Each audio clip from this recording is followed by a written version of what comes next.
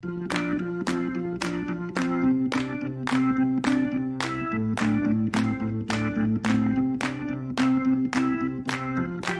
seconds. You've got 10 seconds. The countdown going on right now. Morrow up to Silk. 5 seconds left in the game. Do you believe in Remember That Guy, the podcast where we mine our memories for nuggets of nostalgia about peripheral players, past and present? Hey, guess what? I'm still James, and I am still your host. I am Diaz. I'm also a host. And this week, what a special guest that we have for you. Please take the floor. Yes. You know, it's always great to be here. Thank you guys for having me. Once again, I am the special guest host, Xavier. Xavier, welcome once again. A pleasure to have you on. As we prepare to dive into, that other hall that we don't necessarily need to talk about too much. We're mostly concerned with the Hall of Guy here, but we are going to be concerned with the Hall of Fame today. But first, before we talk about the memories from our past, who is making memories for you fellas right now? So I got two. One quick shout out to Dr. Kevin Dyson. Love him. Doctor. Love our new fan. Doctor. Absolutely fantastic. That made my day seeing that. Everyone go follow Dr. Kevin Dyson on Twitter. Great guy. Love that the Twitter account also says Dr. Kevin Dyson. I appreciate that. He's like, yeah, that's a fucking title. As well you should. If you are listening right now, Dr. Kevin Dyson, as well you fucking should. Earned. Also, a big welcome to Temple's new head football coach, Stan Drayton. I've been looking more into him. Seems like he's a really good running backs coach. Bijan Robinson, sad to see him go, but also very happy for him. Ezekiel Elliott loves him. Brian Westbrook loves him. Three pretty good running backs. There's more to a football team than running backs, unfortunately. But, fingers crossed. Best of luck to him. Hope he puts together a good staff. Temple only has 3 commits right now after early signing day, which isn't great. So hopefully he can do make some moves in the transfer portal and put something together to kind of stop the bleeding and get Temple back on the upswing. The thing I'll say for him, I have not looked too deep into the research. I understand he's the running game coach from Texas, but all I needed was just watching his press conference and seeing that he actually gives a shit. Like, Rod Carey was just the most milquetoast motherfucker from the first second that he opened his mouth while representing Temple. And I'm just such a believer. He said Temple tough. Those are the magic words. Those are all you need to say. There you go. Bring back the single digits. Go Owls. T for Temple. Absolutely. T for Temple, you cherry and white. Well, I'll stay on that same topic. The person that's making memories for me right now is fucking Deion Sanders, baby. Yes. Coach as Prime. Someone that grew up near a very prestigious HBCU, Morgan State University. Go Bears. Always loved them. Love biking through their campus now. Hey, fun fact, Morgan State University has a residential herd of deer that I see sometimes in the mornings. So that's another fun thing that HBCU has. And when we're talking about Jackson State University, the fun thing that HBCU has is the #1 recruit in the nation, which is so fucking cool. Did you see? Travis Hunter announcement is very good because he starts out with 3 hats. He throws 2 of them, then puts on the last one, and then throws it away grabs a hat from the crowd, takes off his jacket to show Jackson State merch on for his shirt, puts on another jacket, and then is just covered head to toe in all Jackson State stuff. All decked out. The quality of the video was crap, but everyone was going nuts, and it was very fun to watch. The quality of the video is exactly like the quality of every school graduation video filmed by my friend. Again, this is a podcast of one incredibly white person and 2 Hispanic people who are in some ways white presenting. I'm not trying to speak for you guys. We are very much 50-50. Not black in any capacity. We are super not black. But again, I grew up right by Morgan. A lot of people I know went to HBCUs. We live right by the Alpha Phi Alpha international house for the Maryland area. They are losing their fucking minds, and that's awesome. All of the people who are saying any shit about why he chose this because of the name and likeness or saying that he should have gone to... There are people arguing that he should have gone to another school where his undergraduate degree was going to matter more. Like he's going to fucking finish college before he enters the NFL at this rate. It's absolutely moronic, and what is awesome is that Deion Sanders, to bring it back to the original guy, who also had, if you enjoy Kevin Clark's NFL Slow News Day, which is a series for The Ringer, Kevin Clark great guy to listen talk about football, and he had an awesome interview with Deion Sanders this week with this included, and it's great. It's really awesome to see this kind of grow to formation. And hey, I'll admit that I'm not someone who could have told you that Morgan State University has 4 Hall of Fame NFL players in their history, which is significantly more than, Clemson. So that's cool. Go Morgan. Deion Sanders. Until like the late 80s, early 90s, were still a very Absolutely normal place for people to go, especially because things were more local recruiting wise. And we had like 70s to early 90s, they were very normally like players drafted, early of course, on. The greatest Jackson State alumnus of all time, Walter Payton. You also have Shannon Sharp. Really? God damn. Walter Payton, Jackson State. Which school does Shannon Sharp go to? Savannah State. Yep, that's right. Hey, shout outs to all the HBCUs. TSU graduate Megan Thee Stallion. Fuck yes, get that degree, girl. It's a great moment. It's very, very genuinely, I'm thrilled about it. Well, that's anyone else got any burning memories going on right now? Yes, so I want to give a shout out to badass mom and current UFC bantamweight champion Juliana Pena, who just pulled off the upset of the year, probably in combat sports, when she submitted Amanda Nunes, who everybody remembers Ronda Rousey. Nunes has been way more dominant than Rousey ever was. I believe Pena was about a 10-1 underdog entering this fight. Eats some killer shots in the first round, comes back in the second, starts to dominate the fight, ends up getting the upset of the year with the submission over Nunes, who everybody just assumed was invincible. So shout out to her. And like I said, a mom then coming back to still become champion. Just absolutely incredible. Shout out Juliana Pena. We love guys that balance motherhood and dominance at the same time. It's a difficult thing to do. Derek Torres has managed it. And I'm glad to hear that the torch has not gone out completely. Hey, Diaz, first off, love that you keep us up to date on combat sports. Legitimately. You are like the source of combat sports in this, and I appreciate it so thoroughly. I got a question for you that you have reminded me of as we bring up Ronda Rousey there. Why is it that, like, it seems to me, as a relatively uneducated, occasional fan of fighting sports, boxing and the like, that any time anyone has one of those big losses, that's it. Like, I remember Ronda Rousey just this run of being talked about like the most dominant force that the sport had ever seen. There's a very simple answer to this. I will let Diaz. Yeah, and like I'm sure a big part of it is you've never lost before, and mentally one of them just shatters you. But it feels like there has to be a couple more people that come back than I feel like we're seeing. So it's a difference in how you come up as a fighter, right? So I think you pretty much nailed it. There are certain fighters that their whole lives, they've just dominated. They've always been dominant in their head. They've built up this super ego that they are literally invincible. And then when that's shattered, it's really hard to pick up the pieces and come back to from that. Where it can be different for some fighters is if they took those early losses fighting against better competition, they usually have a much better mindset for it. So like a UFC fighter who goes the opposite of this would be Nate Diaz. I believe his record, let me look it up. And that's a cousin of yours? I wish. Nate Diaz is second unfortunately. I shouldn't say unfortunately. As opposed to me, he is Mexican. So Nate Diaz has a professional record of 20 wins and 13 losses. You hear that, and especially in combat sports, you think, oh, that guy's nothing special. Nate Diaz might be the most universally beloved UFC fighter of all time because even in his losses, he doesn't care. He gets his ass kicked. He gets up. At this point, he has so much scar tissue on his face that it's automatic in the first round. He's going to be bleeding like crazy. But this guy just doesn't care because he took his licks coming up and he has had to go through adversity. He knows he can get his ass kicked, and that's why he gets in the ring versus people like Rousey, to a similar extent Tyson. I would say Anthony Joshua could be the next in this line, unfortunately. But you've been built up your whole life to think that you're the greatest, and then all of a sudden, very quickly, you're reminded that maybe you're not that great. Yeah. So it's just a difference in how and you come up maybe you're as a not fighter. bad, but you're just like a human fighting other humans, and you can't win that forever. Right. And like I would say, so for example, Canelo had a lot of fights coming up. His first and only loss is to Floyd Mayweather.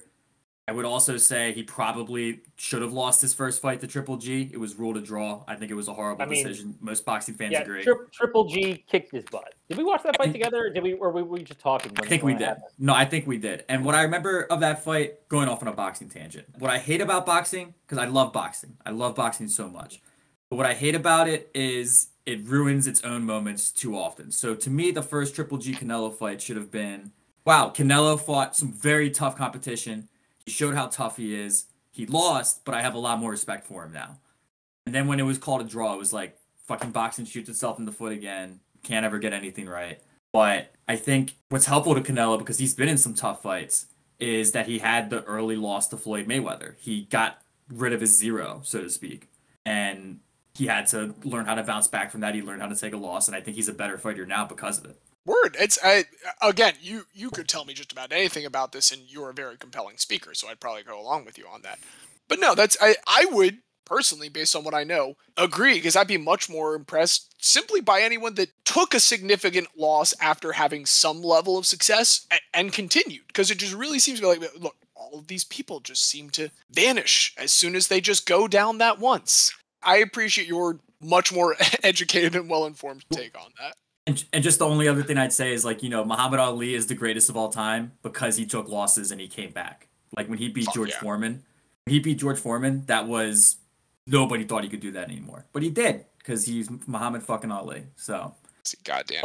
But we have some other things to discuss. We don't necessarily have guys to discuss is kind of the weird thing about this week, because I feel like if you've made a Hall of Fame ballot, you've probably exited guy territory. I think it's pretty safe to say. Too good to guy. Yeah, you're a name at that point. You're a name. Diaz, I really appreciated something you said before we were getting started here today, which is that, like, this is not the first ballot by any means, that it's people that we watch the majority of careers of. But it really is starting to come into a period where the ballot is almost entirely made up of people that we watched almost the entire careers. I mean, Alex Rodriguez and David Ortiz coming on the ballot is a big sea change moment in terms of how we feel about age. Probably, I don't mean to speak for the two of you, but certainly is for me.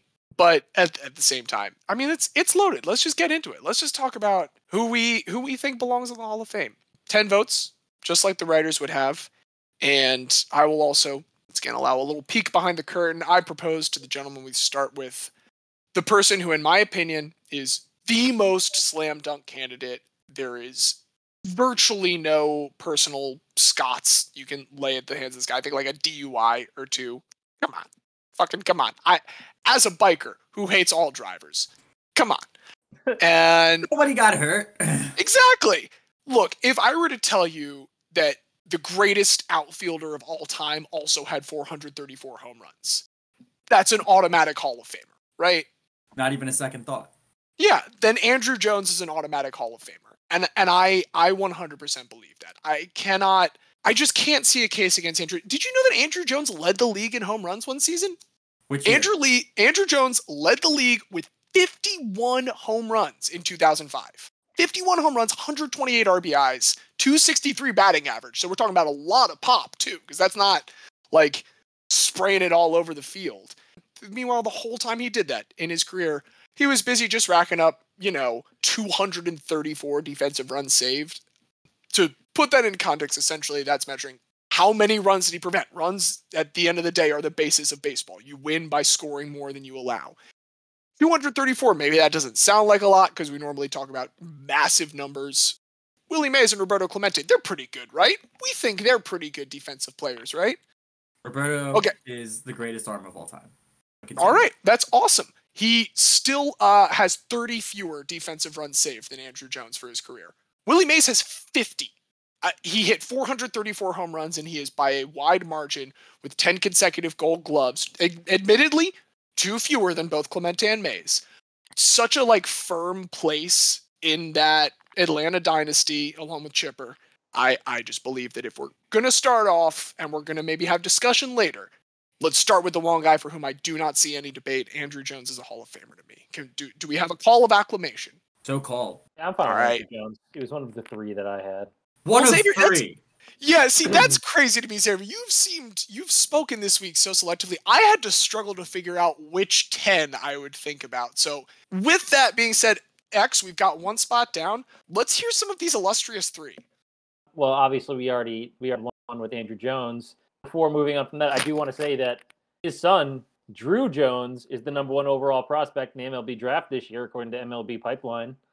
I would love Drew Jones on the Orioles. Important question. Is Drew spelled D-R-U? Yes, it fucking is. It is D-R-U-W, baby. It is D-R-triple-U, which is absolutely what I will call him when he is drafted by the Baltimore Orioles. I like that. Triple U? Yeah. Yeah, that's it. Come on, Andrew Jones Jr. Drew Jew? Drew Jew? Is that something? Is this anything? Drew's you. Think of all of the stuff that we can come up with, Drew Jones, when you're playing for the Orioles. It's got to be him or Kumar Rocker. Anyway, I'm sorry. This is me trying to make a good thing out of the Orioles. They're none of them up for the ballot this year. So who do you have instead, X? So I actually have this person ahead of Andrew Jones in surefire Hall of Fame status, in my opinion. And this is Scott Rowland. Yeah. So, Fuck Scott Rowland. I knew he was going to have that reaction. I knew he was going to say it. It is weird that we are now going to advocate for a Phillies player against Diaz. Take it away, X. Give me your facts and give me your stats and give me your context. I don't care. Fuck Scott Rowland. Go ahead. It's all right. I knew I was going to get that reaction, but if there's one thing I look for in a Hall of Famer, I'm not looking for just people who compiled stats over, a lengthy period. I'm looking for people who actually, made a tangible impact. Scott Rowland, very long career at the hot corner. Not many people have played as many games at third base as he has. And during that time, 7 All-Stars, 8 Gold Gloves, Silver Slugger, World Series champion, and batted .281 with an on base of .360 the whole time. There's only 15 third basemen in the Hall of Fame right now, which feels extremely low. That is low. For example, the average WAR for Baseball Reference for a third baseman is 68.4, which is very high, very, very high. Yeah, and it's getting brought up also by, Mike Schmidt, I believe, is the top, and I know he cracks triple digits. Yeah, he's at 107. And they're also, they're including Edgar Martinez in that, if I'm not mistaken. Edgar Martinez is the exact average, 68.4. The average is 68.4. Well, and that's Scott Rowland cracks 68.4. Scott Rowland is 70.1. He is ahead of that. He is in between Paul Molitor and Edgar Martinez. Rowland was an extremely important part of a really, really, really good Cardinals team. Was essentially the number 2 to Albert Pujols on that 2006 squad. What a pair of guys at the corners between fucking Scott Rowland and Albert Pujols. And that's not only was he one of the best hitting third basemen, he was one of the best defensive third basemen for 10 years. His first Gold Glove was in '98. His last of his 8 was in 2010. There was no downside to his defense for almost his entire career. And he was in the positives for defensive WAR, I think, every single year except for one. Even playing at the hot corner well into his mid to late 30s. So we could keep saying numbers, Xavier. And here's what I'm going to say. I agree with you 100%. Scott Rowland's on my list. I could not agree with you more. I think third base is an underrepresented position. So here, before we go to Diaz, who I can see fuming right now, just steam is coming out of his ears as he hears me talk about this. But I think something to consider about the Hall of Fame is each vote responds to, I think, one of 2 primary motivations. And it's either you're bringing this person in because they fit the archetype that you have already established that is a Hall of Fame archetype, or they are someone who compels you to expand the category and expand what you consider to be someone that should be represented in the Hall of Fame. Everyone's going to fit into one of those 2. And what I like about Scott Rowland is, as you said, he 100% fits into what we consider a Hall of Fame third baseman. At the same time, we have an insanely low number of Hall of Fame third basemen. And so bringing in someone that has a numerical, perfectly qualified case does both fit that already established archetype and help expand a position that's going to have a lot of good players coming up in the next few years. So that's the number case. Diaz, go ahead and tell us how much you fucking hate Scott Rowland. Oh, he's a dick. He's a dick is the first statement that I'll enter to the court. Here's what I would say about Scott Rowland. Scott Rowland is a guy who was very good for a very long time. But it's not the Hall of Very Good. It is the Hall of Fame. Scott Rowland, by his own admission, is not a player that should be considered a great player. Scott Rowland demanded out of the Philadelphia Phillies in the middle of the 2002 season. The year after, they were in the hunt until like middle September. Jimmy Rollins had just come up. There's some great players coming down the pipeline. Chase Utley and Ryan Howard are on the way. And Scott Rowland demands out because he said, I can't win here. And you know what? Scott Rowland played till 2012. And from 2008 until 2011, the Phillies were the best team in the National League, I would say. And it could have been Scott Rowland playing third base. Third base was the one weakness of those teams. They could have been a dynasty if Scott Rowland had dared to be great. But Scott Rowland didn't dare to be great. Scott Rowland dared to be very good. And thus, he, by his own admission, has disqualified himself from the Hall of Fame. He's not allowed in. Here's what I'll say. My gut tells me yes for Scott Rowland right now. There's three of us. And it seems like I'm a little bit this way, but Xavier brought him up. And Diaz clearly is anti-Scott Rowland. And I will admit, one thing that I care a lot about when talking about Hall of Fame discussions, how the hometown fans feel. I think that's really genuinely important. Like, I think that can make a case. I think for Andrew Jones, because there's no one in Atlanta that's not going to 100% throw themselves into the fight for Andrew Jones. If you, as a Phillies fan, are saying this about Scott Rowland, I'm going to put an asterisk next to Scott Rowland. To be fair, Scott Rowland is much more loved in St. Louis, where he's in the Cardinals Hall of Fame.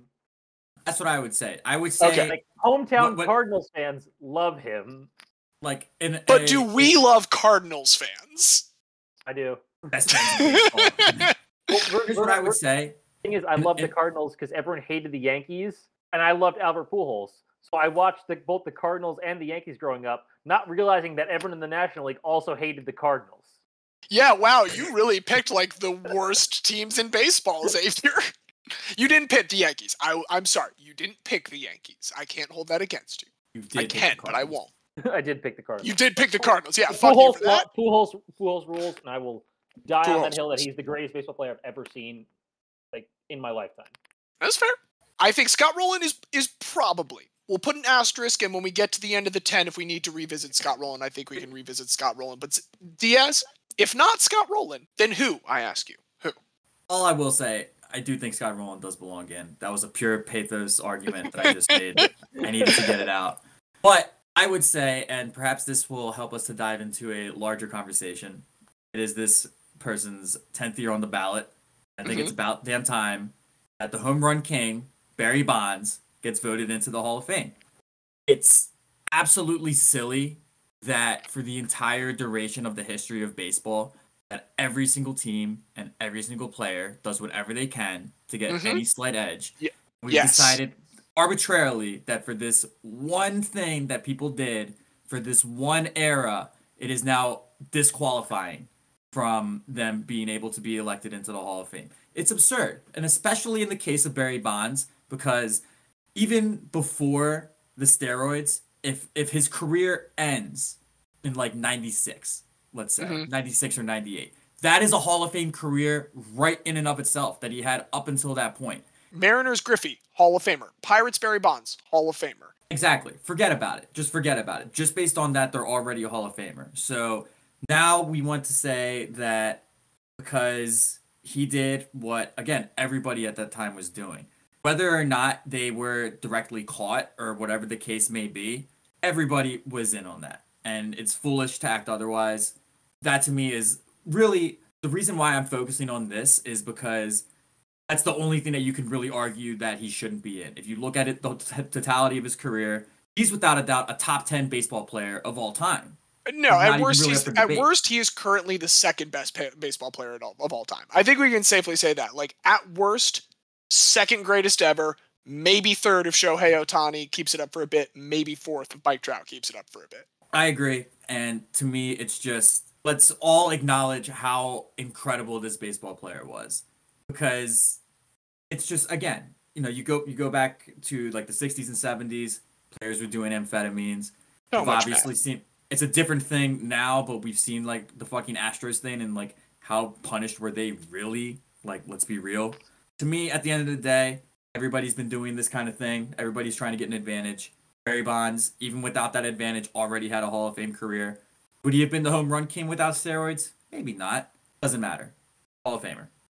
I have some thoughts, but Xavier, I don't want to just echo what Diaz is saying first. Let's hear your argument against, because there's valid arguments against. I will also say something that we should just drop out real quick. Barry Bonds did have several domestic abuse allegations. So if people really want to dig him on the character clause, like, look, there's shit in the character clause you can dig him on, and we'll just put that there real quick to acknowledge. But to the question that is probably more likely at the forefront of people's minds, X, please take it away. So as Diaz said, pre-steroids, Barry Bonds is almost certainly a Hall of Famer, almost pretty much without a doubt.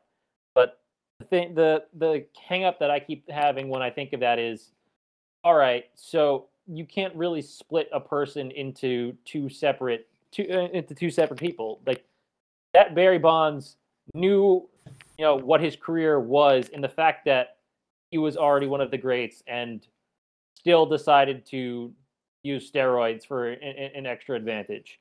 Again, we know that a lot of players use steroids, but not all of them. Like, Barry Bonds could have still made millions and been an incredible player without them. He chose to use them, and I've been torn between two minds on this. On one hand, I think that the Hall of Fame should just have a steroid users wing, and have everyone who's made the traditional Hall of Fame qualifications, but has been tainted through steroid use in that wing, with an asterisk on the plaque, knowing that we're acknowledging their service to the game and their careers, but that they also used artificial help. And since that doesn't exist, the only thing that I really can think of as fair for now is just anyone who was, credibly linked or found to have used steroids at any point, not include them, because there are plenty of other players who have gotten into the Hall of Fame in the same era that didn't. We just talked about Ken Griffey Jr., one of the greatest baseball players ever. Never once even alleged to have used steroids. And with the amount of injuries he's had, I know that there have been plenty of really good players that used HGH solely for recovery purposes.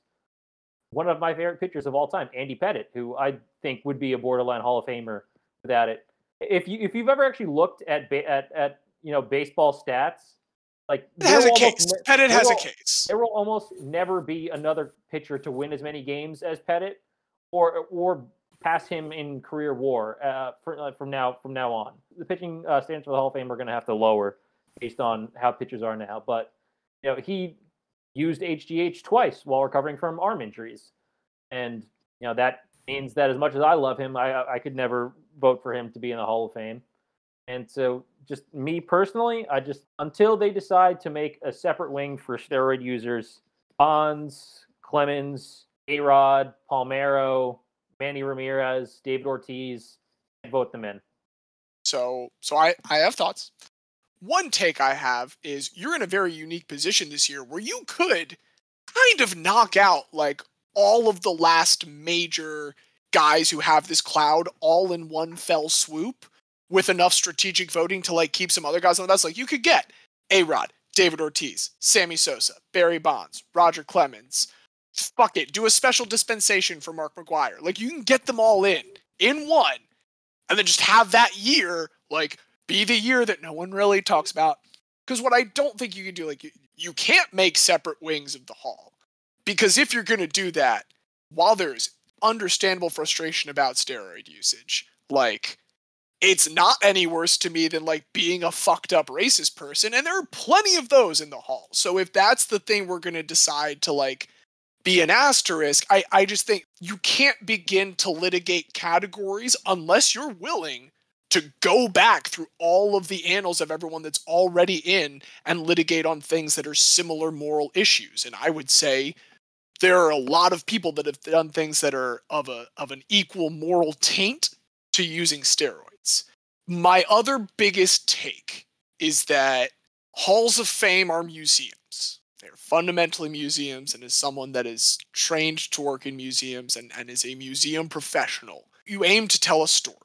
And I do think it is faulty to try and tell a story of baseball without some of these fundamental people. Now, like, there's a part of me that wants to put Sammy Sosa in. There's a part of me that's like, here's the list of people who have hit 60 home runs in 4 seasons or more. Sammy Sosa. And hey, the greatest hipster Orioles shirt of all time is still a Sammy Sosa 21 shirt. But you can make enough, Sammy Sosa is even one of the guys who like tested on that anonymous test that leaked, which by the way is the exact same amount of culpability that David Ortiz has, which is to say, not that much. There are certainly people who look like they have more bona fide Hall of Fame credentials because of steroid usage, and without it would not necessarily be candidates. And there's plenty of those borderline guys who I don't think had. I don't mind that Jose Canseco and Mark McGwire and probably Sammy Sosa are not going to be in the Hall of Fame. But I am going to agree with Diaz on this one. So, for nothing else, we're going to be locked into a 2-1 vote on this. And I respect the dissent. I truly do. I don't want it to sound like I'm just putting it down. It's a valid point, but we are a democracy. And so this is going to be a 2-1, but I do agree I totally understand. Yeah. And like I said, I think if it was given, special context that doesn't currently exist. Put it on their plaques. Like that's another thing I feel very strongly. This should be mentioned as part of their story. Again, we're telling a story. It should, but they won't do that. They wouldn't do that. They're not going to make. I can't make up new rules for the Hall of Fame that the Hall of Fame doesn't. If they had one line on the plaques for like Barry Bonds said implicated in the Balco scandal, if that one sentence was on there, I'm so happy. Do that and then list all the rest of his eye-popping career statistics, and that's everything that I think the Hall of Fame needs to do to treat it correctly. A thought I just had that's really interesting. If Bonds doesn't get in this year, then baseball's all-time hits king and all-time home runs king will not be in the Hall of Fame. An all-time Cy Young king if Roger Clemens doesn't. Oh yeah, he's not strikeouts. Not strikeout. No. Nolan Ryan. But all-time Cy Young leader. Yeah. No, it's honestly, I agree more with keeping Pete Rose out of the Hall. I think Pete Rose should also be in the Hall with a similar line saying gambled on his own team potentially. But it is also a little absurd that Pete Rose is not in the Hall. But he's not on the ballot, so that's not a concern for us right now. Barry Bonds is on the ballot. We're going to give Barry Bonds a vote. And while this is boring, I want to use my spots for interesting guys. But if we're going to bring in Barry Bonds, I feel like I got to do my duty and also say Roger Clemens. And I'm going to be frank, I fucking hate Roger Clemens. I have nothing nice to say about Roger Clemens. Played for the Yankees, Red Sox, and Blue Jays. Fuck you. But, God, you're one of the greatest pitchers of all time. I am so glad that my dad was live to see the worst moment of your life, Roger Clemens. Game 6 of the 1986 World Series. Tucker Fullweiler there in the right field bleachers. God bless him.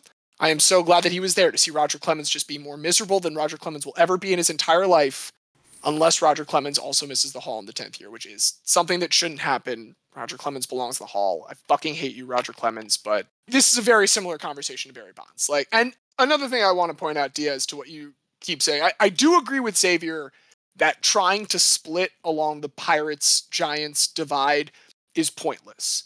I think it's pointless for a different reason. No one's not voting for Barry Bonds because of the numerical case. You have to address the actual reason someone isn't voting for him, and the only reason that someone's not voting for him, unless they really care about the domestic abuse allegations, and credit to him if that's what's breaking it down for you, I'm not going to argue with that, but I will argue with steroids being the breakdown for you, and I would argue against that for Roger Clemens as well.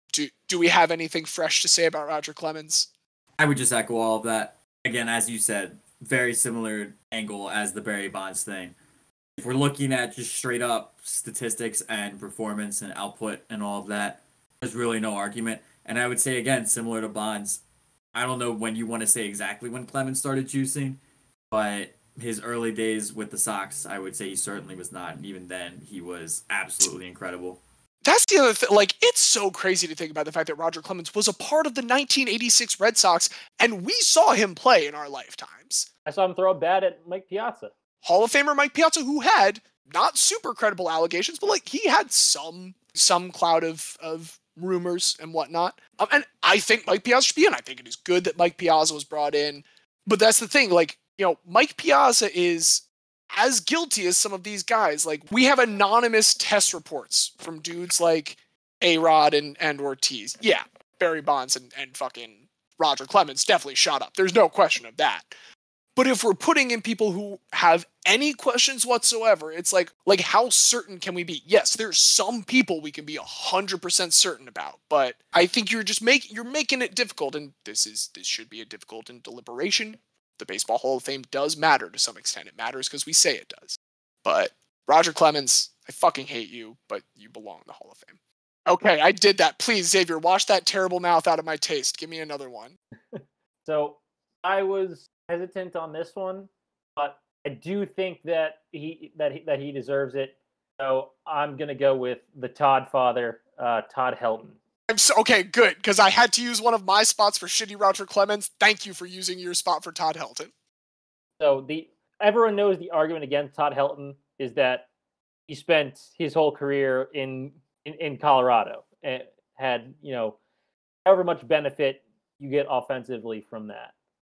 But we've seen plenty of Colorado Rockies players leave Colorado and still hit very well. So I'm not even sure how much of a benefit that really is anymore, especially with MLB changing up their balls every year to juice them or de-juice them.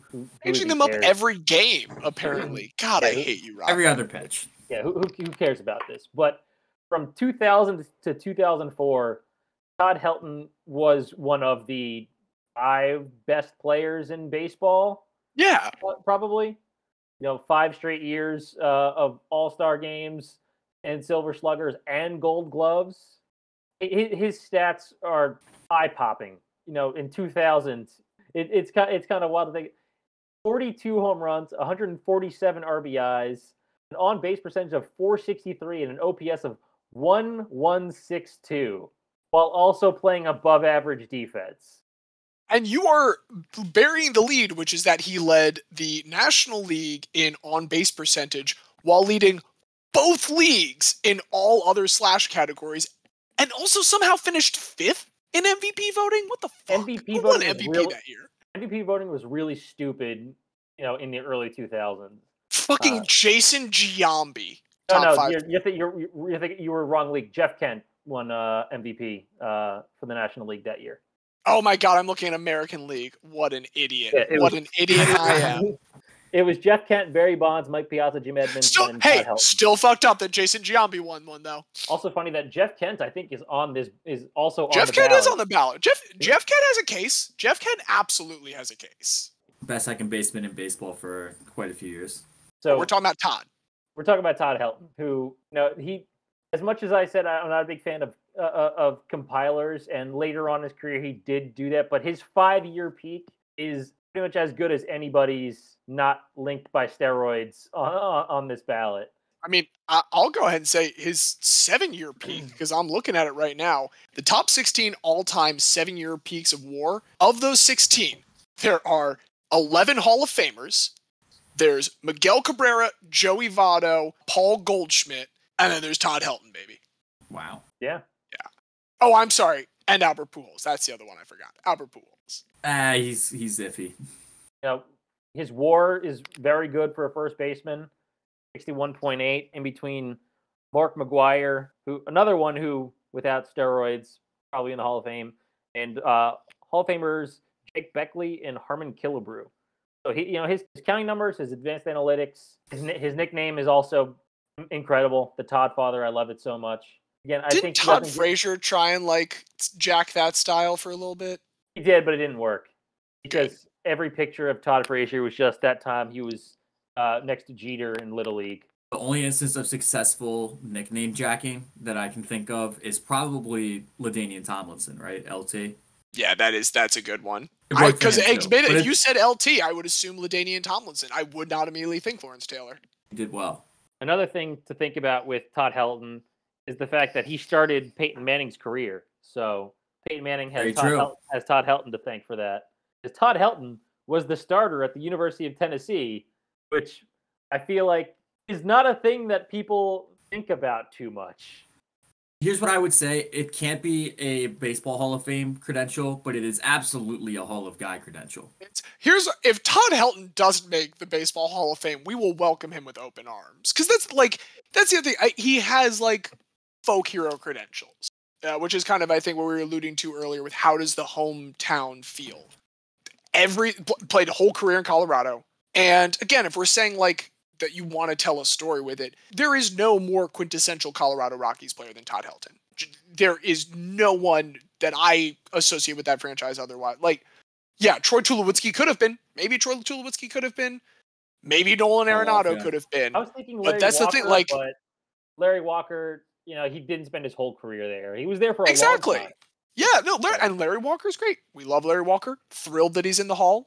He's absolutely someone that deserves to be. And Todd Helton, I couldn't agree more, Xavier. I absolutely concur with you that Todd Helton belongs in the Hall of Fame. Again, first base a little bit better represented, but both of the corners, I think because there is such an expectation for being able to get away with poor defense in the middle infield positions, and because of that, the best players often migrating towards the middle of the infield, and then the guys that end up at the corners being moved there. It's almost like there's a stigma against it because of that. So it does help, I think, bring our understanding of what a Hall of Fame first baseman nowadays should look like. So yeah, I couldn't agree more. I absolutely think Todd Helton takes spot number 5. Do we have any dissent from Diaz? 2 thumbs up. Awesome. The Todd father's in. And hey, Diaz, why don't you give us number 6? So let's keep it going, and along with a similar theme where I think it is significant when a player is the greatest enter team of all time. So Todd Helton is the greatest Rocky of all time. Mm-hmm. In my opinion, the greatest Philly of all time is Jimmy Rollins. And I think on that basis alone, we can begin the Hall of Fame argument for Jimmy Rollins. Are you really good? Are we really going to start off by saying Jimmy Rollins is a better Philly than Mike Schmidt? I'm not from Philadelphia. If you really want to push that, but like my understanding has always been, as an outsider, Mike Schmidt is the Philly. I will admit that I am probably in the minority of Phillies fans in having this take. I wouldn't say it's a strong minority. I would say maybe it's like a 2-to-1 thing. It's not an unreasonable position that I have taken. Here's why. First of all, Jimmy Rollins is the all-time hits leader in Philadelphia Phillies history. He broke Mike Schmidt's record. So I think that is very significant. I also think what's significant when you look at the history of a player with a specific franchise is how they perform when all the chips are on the line. Jimmy Rollins was always great in the playoffs for the Phillies. He had a huge walk-off hit against the Dodgers in the 2009 LCS. In each of the first 2 clinching games in the division series against the Brewers and against the Dodgers in the championship series in 2008 when they won the World Series, he led off with home runs in both of those games. Set the tone right from the beginning. He's a man that always sets the tone, and he always backs up his words. In 2007, the Phillies had not made the playoffs since 1993. And Jimmy Rollins went in the preseason, and he said, "We are the team to beat in the National League." The Mets were just coming off their 2006 season when they were very competitive. I don't think they went to the World Series that year, but I know they were one of the best teams in baseball. 2006 was when the Cardinals won. Right, so the Cardinals beat the Mets in the LCS that year. So Jimmy Rollins comes in 2007, says, "We are the team to beat." Everybody says he's crazy. The Phillies haven't even made the playoffs. Jimmy Rollins wins the MVP of the National League that year while becoming, I believe, the first player in National League history to have 20 home runs, 20 triples, 20 doubles, 20 stolen bases in one season. He does that in his MVP season. Of course, a key contributor on the 2008 Philadelphia Phillies team as well, spending a total of 15 seasons with the Phillies. He then did go on. That wasn't the full Todd of having the whole career with just the Phillies. He went on to the Dodgers in 2015, with the White Sox for a little bit in 2016 before he retired. I forgot about that White Sox tenure, yeah. He was for just 1 year. He only hit 221 that year, so he was definitely ready to go at that point. But it's not like the Phillies are a new franchise.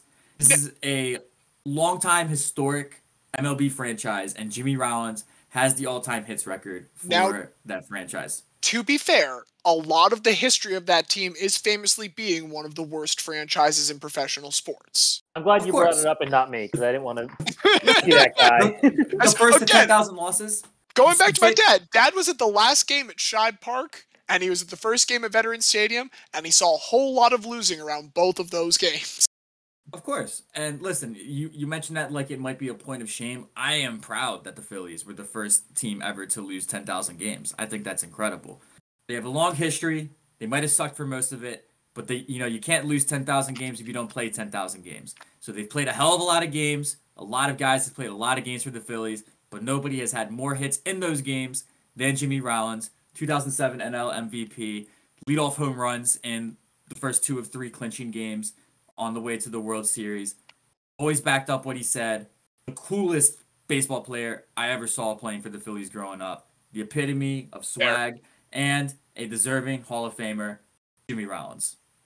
Now tell me why I'm wrong, because I know that that's a minority case that I've just made. Okay, I'll go first. So, I love you, Diaz. I like Jimmy Rollins. I'm not going to argue that he's not a great Philly. Just that being a great Philly does not make a Hall of Famer. As James said, it's one thing to be the all-time hits leader for a team. It's another to look at someone's stats overall and see that not only were they not really very good for a long period, they were kind of just good. I don't know, like, for example, during Todd Helton's 5-year incredible streak, his WAR average was 7, and his advanced analytics and his counting stats were off the charts. Jimmy Rollins had a WAR of over 4 once in his career, and his overall advanced analytics and counting stats are below Tulowitzki, they're below Nomar, they're below Miguel Tejada. He's a WAR of 20 below the average for shortstop, and his jaw is about 2/3 of it. He's a very good player, but none of his actual statistics. Nobody cares about shark movies, Xavier. None of his actual statistics are even really close to Hall of Fame level. Like a good shortstop, and shortstop is a hard position to be good at. But he had one very good season, and if not for that one good season, even you wouldn't try to argue that he was a Hall of Famer. And one good season can help, but even that season, he wasn't even in top 5 National League in advanced analytics. He kind of won it just because of the Phillies. He's not a Hall of Famer. Okay, so, now X, something I do want to say to that, and I'm going to say this in your defense, Diaz, before I do attack your argument. All I ask, so go ahead, but I just want to, before we definitively close the vote, I want one last closing statement. Please go ahead. Well, here's what I'm going to do personally. I'll tell you before I start getting into my bit what I'm going to do. The way we arranged this ahead of time, we made sure we were all going to get 3 spots other than Slam Dunk Andrew Jones. So I'm going to leave him on here. And if at the end of our 10, we're happy, you can look at us honestly and say that there's no one that deserves that spot more than Jimmy Rollins. I'm willing to allow it. That's how we set this up. So I'm willing to allow that. I think there will be people that we agree might deserve that spot more than Jimmy Rollins. But to the 2007 one, I will 100% agree that Jimmy Rollins does not have a statistical case for that 2007 MVP. But we are also saying, as we go into this Hall of Fame discussion, we are trying to tell a story. The 2007 Phillies were a very good story. Jimmy Rollins is at the heart of that story. So I'm not going to get into relitigating the 2007 NLVP. You know all those stats that he led in, though, that year? He did have a 119 OPS plus. That's good. That was his best offensive season ever. Here's what I'll ask you. Do you consider Jimmy Rollins a Hall of Famer because he's a great hitting shortstop? Do you consider Jimmy Rollins a Hall of Famer because he's a great defensive shortstop? Do one of those aspects of his game speak to you more? I would say he is a better defensive player than a hitter. And I think so here's the thing. Can get underrated. His entire career, on a per-season basis, it's less than 1 defensive WAR.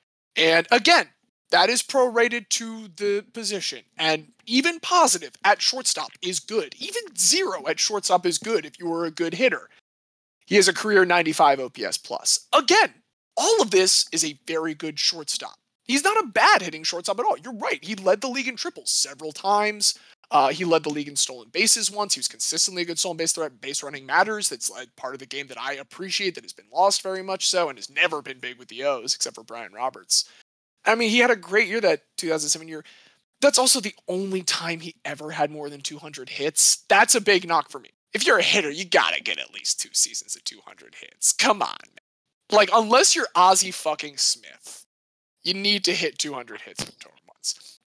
As I said, I'm going to leave Jimmy Rollins on there. And if you, Justin Diaz, at the end of this say that we are happy with the 10 people that we put in that Jimmy Rollins is more deserving than anyone that we've left off, all right, cool. That's how it is. And I just hope that you will have that inward soul-seeking as we continue forward. Xavier, I very much appreciate that you picked Todd Helton. That helped me eliminate a couple guys, which means coming up, I can talk about the guy that, to me, other than Andrew Jones, and maybe Scott Rowland, is the most slam dunk candidate. I want to talk about Billy Wagner. I would really love to talk about Billy Wagner. Interesting. I would really like to talk about Billy Wagner. Would you like to know how many relievers are in the Hall of Fame as like full-on relievers? 3. I did grow up watching The Greatest of All Time, so there are 8 Hall of Fame relievers right now. There are 8 Hall of Fame relievers over the history of baseball right now. And some of them are like Goose Gossage and Hoyt Wilhelm. Yes, Mariano Rivera is absolutely the greatest reliever of all time. We can all agree this. And I want to also say I have no problem with any of the relievers that are in the Hall of Fame. We're getting, though, to a discussion which is like we don't know how to talk about this part of baseball right now. We don't know how to acknowledge it, and the fact that relievers are not getting brought into the Hall as we're hitting the points where it would be making sense time-wise, like we should be hitting now this major explosion in the importance of relief pitching. That should be coming up because we are all of those decades removed from when it happened, and that would just be the natural sea change if we were properly telling the story of baseball. But right now, we simply aren't. We are only acknowledging, like, it's Mariano Rivera and Trevor Hoffman in there right now. And that's fine. They are 2 deserving people. Trevor Hoffman, when he retired, had the all-time saves record. Mariano Rivera now, much more appropriately, has the all-time saves record. Other than Mariano Rivera, there is no relief pitcher in the Hall of Fame that has a higher ERA plus than Billy Wagner. Mariano Rivera has a 205. Mariano Rivera, like, far and away by people that qualify with 1,000 innings pitched, Mariano Rivera is by ERA plus the greatest pitcher of all time. I think Mo also has like double the WAR, which is insane. Yeah, no, he's wild. We are not here to besmirch, anything about the very deserving. He was the first unanimous, was he not? And that's fine. Only. Yeah, one that's person well voted only against today. Peter. I hope it was a Baltimore. One person had some points. Other than that, you want to talk about your adjusted ERA plus? If we're not talking about the Negro Leagues, which we don't need to not include them, but if we're going to talk about Hall of Fame representation, we should be acknowledging that they're just not getting the kind of recognition they deserve. So for these exercise, Mariano Rivera has 205 ERA plus. He qualifies with 1,000 innings. Right now of active pitchers, Jacob deGrom, Clayton Kershaw, 157, 155. That makes sense. They're fucking incredible. They're some of the greatest pitchers of their generation. They're both almost certainly going to the Hall of Fame. Billy Wagner is a career ERA plus of 187. Trevor Hoffman had like 2 seasons when he hit that. I'm looking at Trevor Hoffman right now. Trevor Hoffman cracked like 265 1 year when he almost got a Cy Young Award in 1998 with 53 saves. Fair. This is not me saying, again, that Trevor Hoffman is bad at all. What it is me saying is because of just the idiocy of the fucking save, which is one of the dumber statistics that exists in a sport full of some pretty dumb statistics. We're not acknowledging the fact that Billy Wagner... Do you want to know, like, the major counting stats that Trevor Hoffman beats Billy Wagner in? He has 0.5 fewer walks per 9 innings allowed. That's it. Like, he's got more innings, and he's got a little bit fewer walks per inning. He allowed more walks all time because he pitched more. He's got a higher ERA. He's a higher opponent batting average, higher whip, fewer strikeouts per 9, equal number of home runs per 9, more hits he's per got like the 180 extra saves. Yeah, and that's it. Like that's the only thing that people have been able to see differentiating Trevor Hoffman from Billy Wagner. It is criminal that the people who have honestly the access to the most educational material about baseball, which is to say they are baseball writers who can talk to people that professionally play baseball just at the drop of a hat, and they just refuse to try and like better understand what the fucking game is. Billy Wagner had one season in his entire career where he did not average more than 10 strikeouts per inning. One for Houston in between two All-Star seasons where he averaged 14.9, 11.3. That 14.9, Billy Wagner finished fourth in Cy Young voting. So not far off. He finished 16th in MVP voting that year. You need to either fit an archetype or you need to help us better expand the hall. Billy Wagner needs to get into the hall because we need to start having a more productive conversation about players that are going to come up soon and matter to us. Like the only active pitchers right now that are close to Billy Wagner are Craig Kimbrell, Corbin Burns, and Devin Williams. And two of those guys play for Milwaukee, who are just able to make any reliever their Tampa Bay except by the Great Lakes. And the other one's Craig Kimbrell. That's it. Like Billy Wagner and Mariano Rivera and those three guys are the top 5 all time. He is a player that can help us begin to better appreciate this part of the sport that is only becoming a bigger part of the sport as starters' workloads go down and bullpens increase. So I feel free to disagree if you want. I need to use a spot on this Hall of Fame ballot for Billy Wagner. Fuck Billy Wagner. That would be the first thing that I would say. And the second thing that I would say is, again, we can say saves are stupid, but when your position is closer, the thing that defines you is that you close out the game and you get the win. And that's especially important in key games. That's why I think Mariano Rivera deserved to be the first player voted in, unanimously. I think he absolutely deserved it because when the game was on the line and when they're important games, he's the guy that you wanted in. The lasting image of Billy Wagner that I have is blowing critical games at almost every stop that he went to. I can vividly remember one when he was with the Phillies. That was Brad Lidge that gave up the moonshot for the Astros, but famously, those Astros teams could never get over the hump. And reading through him, in Houston, he said, this team sucks, and that's why I need to leave. In Philadelphia, he said, this team sucks, and that's why I need to leave. Not that that contributes significantly to the Hall of Fame case, but it does contribute to me thinking he's a dick. And it does contribute to me saying, that's fuck fair. him. And, that's fair. You know, if the Baseball Writers Association of America, if its members get to have whatever petty reason that they want to say that a person does not belong in the hall, especially when we have those slam dunk cases, I'm going to reserve my vote on this committee. Xavier will surely overrule me, and Billy Wagner will get in the Hall of Fame as his career accomplishments may or may not deserve. But I just want to say, fuck Billy Wagner. Xavier, if you want to say peace, I'm happy to let you go, but I do have 2 statistics to share with you, Diaz, in response to your points. And I have no further argument to make. This is just in response to yours. Xavier, would you like to go first if you need to? No, you go first. I want to hear the statistics. Fair enough. Justin Diaz, do you know what Trevor Hoffman's career 162 game average of games finished was? How many games per season did he average finishing? Let's say 70. 56. Trevor Hoffman averaged 56 over an 18-year career. He also averaged, for what it's worth, 5 losses. Billy Wagner, in his career, do you know what his 162 game average for games finished was? Let's go ahead with 70 again. It was 56. And he finished with 3 losses on a 162 game average. 2 fewer. That's all I'm going to say. If that is your argument, I do want to introduce one numerical counter argument. I think, though, other than that, I've made my case. I believe Billy Wagner belongs in. So as someone who grew up watching Mariano Rivera pitch, I was very spoiled when it comes to relief pitchers. And you have to not things in Mo terms because no one will ever reach that level. And I don't want to compare Billy Wagner to that. You know, looking at his stats, and you made a pretty compelling argument. And more because I want there to be a chance of Joe Nathan making the Hall of Fame. And I think if Billy Wagner gets into the Hall of Fame, it gives Joe Nathan a better chance because I like Joe Nathan. I would not hate Billy Wagner creating a larger conversation of what does it like. Look, Diaz, has Brad Lidge come up yet? Is Brad Lidge going to come up someday? Is Jonathan Papelbon going to come up someday? Do you want them to have like a larger body of work to be compared against? Like, this is just me saying, what do you want the Hall to be? What do you want the Hall to represent? What do you want that body to show about the sport?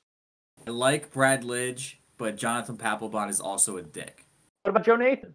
Joe Nathan's fine. I got no strong feelings about Joe Nathan, but most two first name people, you can usually count on them to be pretty decent. I like Joe Nathan. Xavier Henry. He's from my area, and so when I grew up in our local newspaper, there was always, how is Joe Nathan doing? Because nobody talented comes from Orange County, New York. Also, he does have 377 career saves. I like the idea of expanding the Hall for relievers because it is kind of crazy that there are so few. Like, I get that it's hard for them to really build up an advanced analytics career other than, the ones who were starters for a long period. Exactly. More is a compiling stat. They're not being given a chance to compile. And you can say that they're forced into that because they can't cut it as a starter. But, like, look, we put Mariano Rivera in there. He couldn't fucking cut it as a starter. Sometimes people can't cut it as starters, but they can still be dominant relievers for decade-plus careers. Like, looking at this list right now, I feel like getting to 30 or getting close to 30 really could be, like, a much better cutoff. Although there are some guys I've never heard of up here, but like around the Trevor Hoffman, Lee Smith 28 like area, I think that should be a good one, like a good one. Ahead of Raleigh Fingers, below Lee Smith, and I'm for expanding the Hall for a position that does not get enough love, like I was with Scott Rowland earlier. I'm going to say yes on Billy Wagner.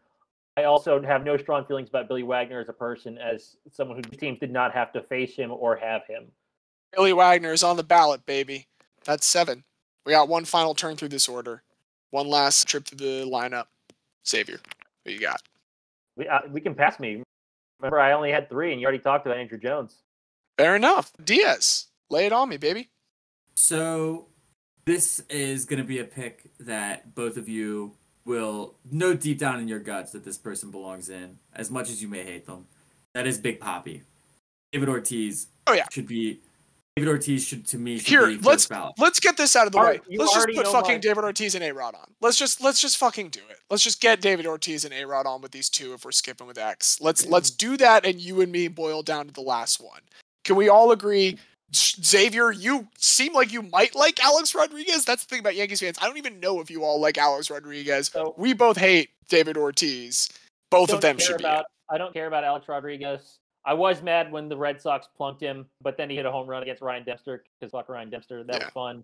No, I've made my point about people who use steroids earlier, and that applies to both of them. And despite the fact that I do have a begrudging respect for who David Ortiz became later on in his career, if I'm going to stick with my bright line rule, I cannot, in good conscience, vote for either of them, even though both fantastic players. I will leave this up to you two.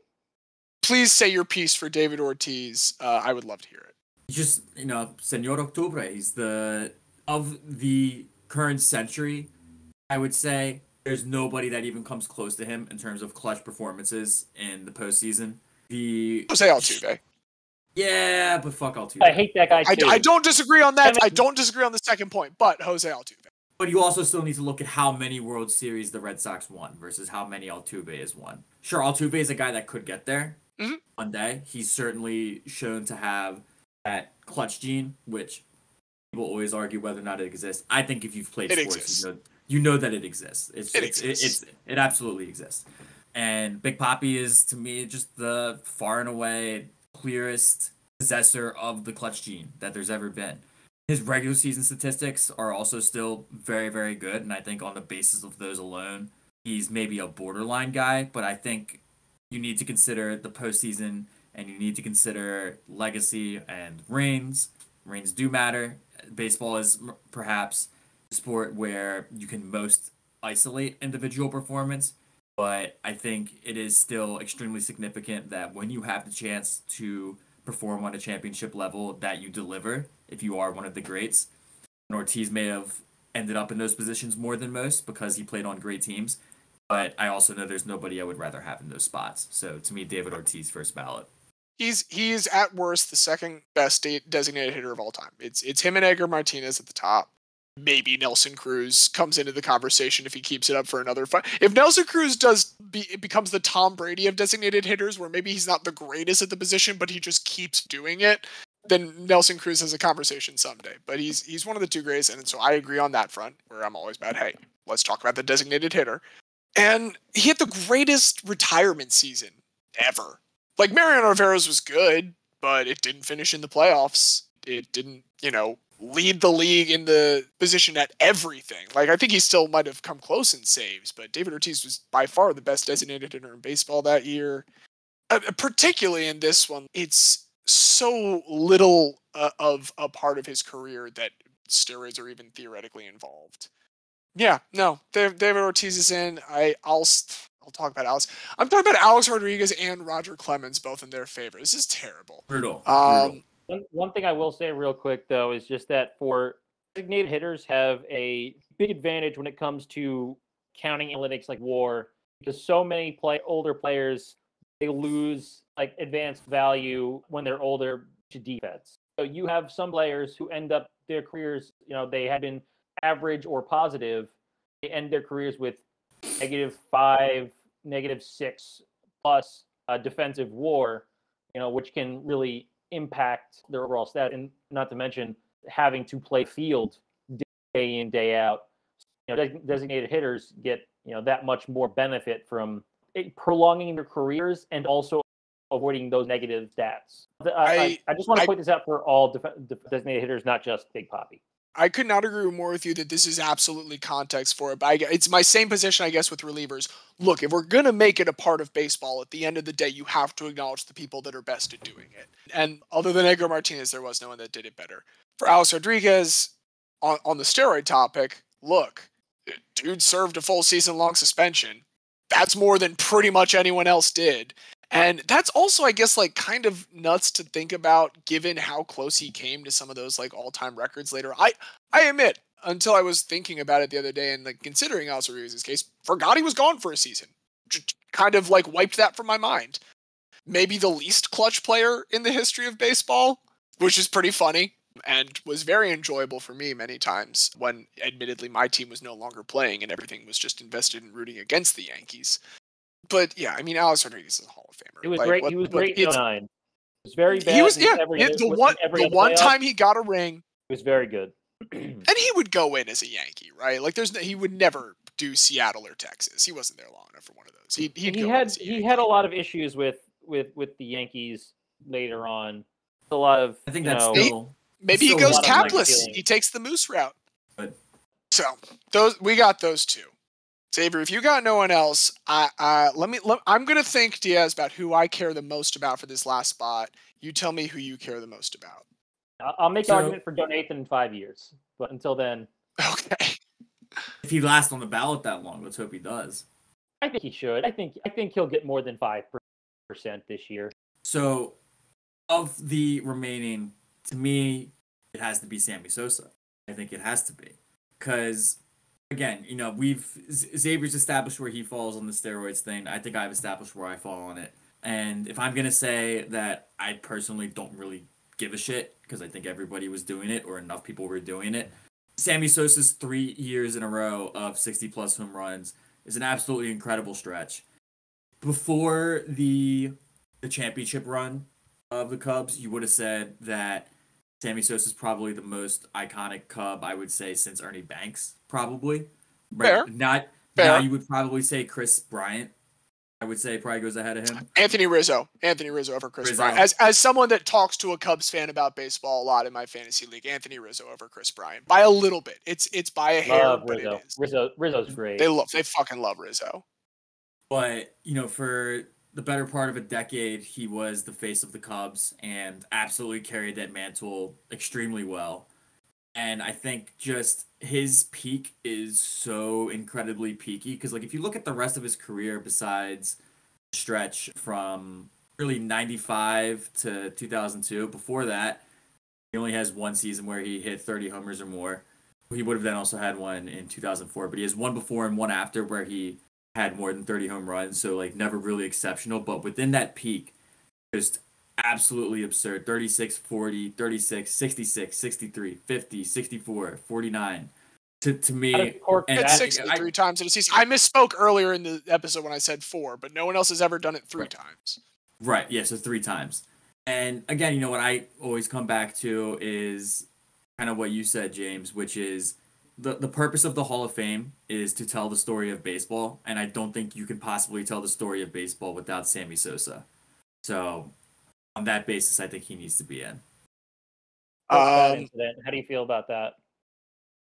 Was that Here's my thing. It has been corked bat? scientifically proven that a corked bat actually absorbs force. So while it is very stupid, it definitely doesn't make me think your stats are any less legitimate. Yeah, I just mean like the trying to cheat like double ways. Look, people try to exist on the margins. He went until he got caught. I was like, yep, all right. Whereas you talk about someone like, I'm sorry, this I can't consider the reason that I think Manny Ramirez, for instance, he will not be someone I'm advocating for. The reason I see him differently than everyone else, look, for one, he's tested positive long after it was clear that, hey, we're not doing this anymore. Like we've tried to put a stop to this. Cut it out now, for real. And he does it multiple times. Manny Ramirez, it's just Manny being Manny. whereas, like, look, the other guys who stopped when they were told to stop, there has to be a way to still include that period. Like we said, we're coming up on the age where these are the people that we watched playing when we were kids. I would like to see the people that I watched playing and thought were cool be in the Hall of Fame the next time I go there. Also, one of my favorite fun facts about Sammy Sosa that I do just want to drop. All 3 of the seasons that he hit 60-plus home runs, he did not lead the league in home runs. He led the league in home runs 2 times, and it was none of those 3 years. I'm willing to put Sammy Sosa on this ballot, but I do not think I can put him over my choice for 10th because here are some people that I thought about just because I want to mention them. Tim Lincecum is so good, and if we were doing 4-year peaks, Tim Lincecum would be in the Hall of Fame. And he's just a very fun character, and I like it when fun people make it into the Hall of Fame because they have cool speeches. Torrey Hunter, great. He is like just shy, I think, of being able to make it in. But man, Torrey Hunter was a great player, right? That's part of what I want to do here. Jeff Kent, fuck man, yeah, you were like just the best second baseman in baseball for a while, and I'm very tempted by Jeff Kent. But I actually one more that I do love, Mark Burley. I do love me some Mark Burley, the speed run specialist of baseball. Yeah. Can we talk about the guy who 1/3 of us are blocked by on Twitter? Or are we specifically not talking about him? Curt Schilling said he doesn't want to go in the Hall, so fuck him. He said he doesn't want in. There's no reason to discuss him. He has removed himself from contention. He's a piece of shit. He defrauded the state of Rhode Island. I was way ahead of the curve. I just want to say, Fuck Curt for the uninitiated, I am blocked by Curt Schilling on Twitter because he made a comparison saying that Muslim extremists are like Nazis in Germany, and better watch out because they're gonna take over the whole thing soon enough, kind of thing. And basically, I tweeted out, I'm like, hey, Kurt, you're going to get fired from everything you've ever had, you stupid piece of shit. And we had a little bit of a back and forth. He eventually admitted he was wrong, and then hours later blocked me. So I wear that as a badge of honor. I cannot see what There's Curt no Schilling... question here. We are anti-Curt Schilling. He's a bad person. We're very anti-Kurt. And again, thankfully, he made this easy for us. We don't even have to consider him. He said he doesn't want to go in, so he's not even up for it. All of those guys are great. Burley, Lincecum, I do love them all. The guy that I think, though, that we need to put in, especially if we're going to talk about Sammy Sosa, is Bobby Abreu. I think... No. Here's the thing. No. Here's the thing. Look, Sammy Sosa, career OPS plus 128. Bobby Abreu, career OPS plus of 128. Like, here's what we need to do. We need to have the discussion, at least. Because Bobby Abreu is about as good of a hitter over his career as Sammy Sosa. Now, he's got more of like one of those Hank Aaron careers where once he hits 30, he's just cranking between 30 and 40 every single year for, 14 seasons. Look, man, Bobby Abreu is a pretty fucking good hitter, and he's not a bad defender. Like, yes, he's a negative defender at first base. He's negative 10.9 defensive WAR over his career. It's not good, but that's why you put him at first base. And by the way, if we want to talk about Sammy Sosa's defense, it is not good either. It's negative 0.3. He's right at 0. So, like, if we want to say that defense is the reason we can't bring in Bobby Abreu, why is defense the reason we can bring in Sammy Sosa? Now, here's what I'll admit. Bobby Abreu is leaning very heavily towards that first category I originally broke things down into, where it's he fits this archetype we've already created, and therefore he kind of like just gets in on that. But look, there's some other fun things about him. He stole 400 bases over his career. That's not nothing for a power hitting first baseman. He's got elements to his game. If you're gonna say someone like Sammy Sosa has intangibles. I don't disagree with that. I think Bobby Abreu belongs in more than Jimmy Rollins does. I'll say that. I'm on record. Bobby Abreu belongs in the Hall of Fame more than Jimmy Rollins does. So if we want to go back to that, Diaz, I will have no issue with Sammy Sosa if we can revisit a certain earlier nominee. There's no reason to, because Bobby Abreu is a piece of shit and he sucks and he doesn't belong in the Hall of Fame. Because I love that we keep bringing up Phillies today. It's really incredible how every Philly that you're bringing up, I fucking hate. And the only Philly that I bring up, you both kind of agree doesn't belong in. And not that that's even wrong, but like, I fucking hate all of these guys. Also, I feel like we should say none of us talked about Ryan Howard because there is no case for Ryan Howard. But hey, I would have, if I had another vote, it would have been for Ryan Howard because I am a reckless homer. But Ryan Howard, if I was going to make the case, all I would say is he was the player with the least amount of games to like 50, 100, 150, and I think 200, and maybe even 250 home runs until injuries caught up with him, which was very quickly. But anyway, Bobby Abreu. Again, it's a similar thing that I would say about Roland. He was not a leader on those teams, and that's why his teams didn't win. I have so many memories of Bobby Abreu, fucking right field, could have gotten to a ball, but just taking a leisurely stroll and didn't want to get to it. He never dove for a ball in his life. He never hustled once in his life. And to me, those things matter. And we have all these great statistics that say what a great baseball player Bobby Abreu was, and they can all be true. And I can also say that I watched that guy play right field for 7 or 8 years of my childhood, and I hated every single fucking day that I watched him because he was a Hall of Fame talent. That is what I'll say to you. He's a Hall of Fame talent. He's not a Hall of Fame player because he didn't want it enough. You know what? I keep bringing this up. I care about the home team fans. And you were a lot more convincing in this one than you were for Scott Rowland. All right, not Bobby Abreu. If that's the case, we'll say number 10 is Sammy Sosa. Do you want to say to me, Justin Diaz, with a straight face, that Jimmy Rollins deserves to be in the Hall of Fame more than Jeff Kent? Yes, I do. Because, as has been the common thread through all of our discussions, the point of the Hall of Fame is to tell the story of baseball. If we're telling the story of baseball, we have to tell the story of the oldest franchises that there are. If we're telling the story of the Philadelphia Phillies, we cannot tell the story of the Philadelphia Phillies without Jimmy Rollins, who was the de facto captain of the second, and who knows how long it'll be, could be a very long time, the second World Series champion on one of the oldest franchises in history. We can pull up all the statistics that say that he doesn't belong in it. And if we're looking at the statistics, you're 100% right. And I don't really have an argument there. But where I do have an argument is the narrative. And the narrative is that Jimmy Rollins is the greatest Philly of all time and the greatest player on one of the oldest teams in baseball history, deserves to be in. Is it sad if I was going saying to talk Mark about Teixeira has a better argument to get in than Jimmy Rollins? And I didn't even think about bringing in Mark Teixeira, despite watching Which franchise is he the greatest player of all time for? He's not. That's okay. He plays for the fucking Yankees. Okay, we can't ask that about someone that plays for the fucking Yankees. I was gonna say there are about 70 Yankees who are not the greatest Yankee who are probably better than the greatest Philly, and I mean that in all due respect. Blasphemy. Blasphemy. We're getting a new special guest next week.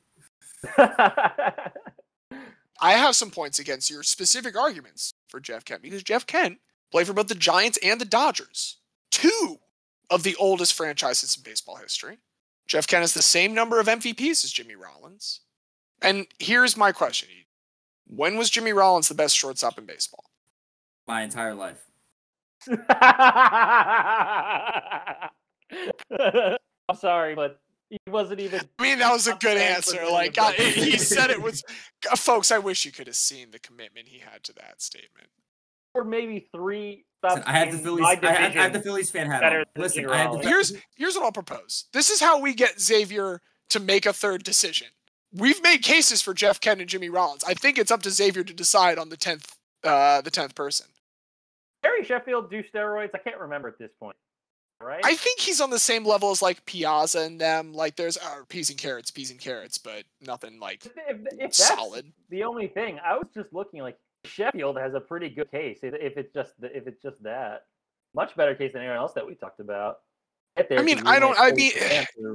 You're talking about a position that doesn't necessarily have as much of an issue with representation, which in fact there is to some extent a higher barrier of entry because of all that. I guess I could ask the same question. When was Gary Sheffield ever the best at his position? Jeff Kent was the best second baseman in baseball for several years in the early 2000s. He was the second best player for most of those years on a Giants team, and that's only because the best player was Barry Bonds. I acknowledge the love for Jimmy. The top 3 for MVP voting. So, look, Sheffield's good. He's good. I'm not trying to argue that Gary Sheffield's not good, and I would love for Gary Sheffield. His 8th year? Would love to consider Gary Sheffield another time. You, Xavier, did not make a pick, so we've come to this junction already. Between Kent and Rollins. I think you have to pick between Jeff Kent or Jimmy Rollins. Picking the better player, which is Jeff Kent. But the horrific betrayal. You know what? He spoke at your wedding, Xavier, and you're just gonna do him like that? Enough for to help him over the years. You know what? Jimmy Rollins has a couple of years left on the ballot. We'll get him on eventually, maybe. I think that he has a case. I don't think he has a more compelling case than Jeff Kent right now, or any of the other people that we've listed.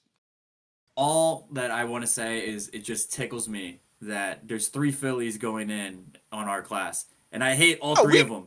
No, we took out. We're not doing Bobby Abreu. We're not doing Bobby. We took out Abreu. Yeah, no, you convinced me on Bobby Abreu. But yeah, so 4 Phillies are mentioned in the course of the podcast. 2 get in, and they're both 2 that I fucking hate, and the one that I love doesn't get in. But it is a democracy. Respect incorrect decisions that we do sometimes make. Right. So that I didn't vote for does get in, which just shows how that is. Showbiz, baby. Let's go through the final ballot. Let's hear it. Hey, we can say something if we need to, but here's the final ballot as we have it. Andrew Jones, Barry Bonds, Roger Clemens, Todd Helton, Scott Rowland, Billy Wagner, David Ortiz, Alex Rodriguez, Sammy Sosa. 9. That's 2 Yankees that I did. Jeff Kent. Oh, I'm so sorry. And Jeff Kent. That's it. That's 10, baby. I'll take it. Mostly right.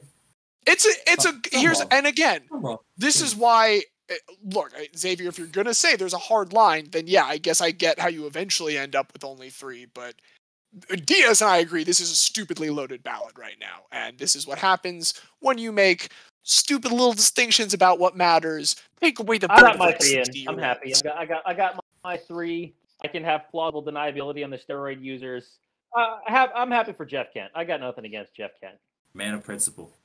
And that's our ballot that we're going to go now, mail off to Hall of Fame so that they can throw it in the pile with all the other fan ones that they probably burn for heat this time of year because it's very cold in Cooperstown.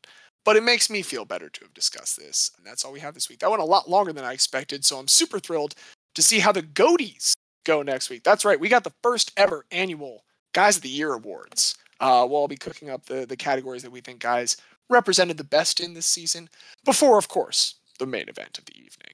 The Guy of the Year Award, where we will once again each bring a nominee with a shorter case than usual this time, we hope, because it's just about 1 year's accomplishments. But there's some amazing people to discuss. And with that, I got nothing else this evening.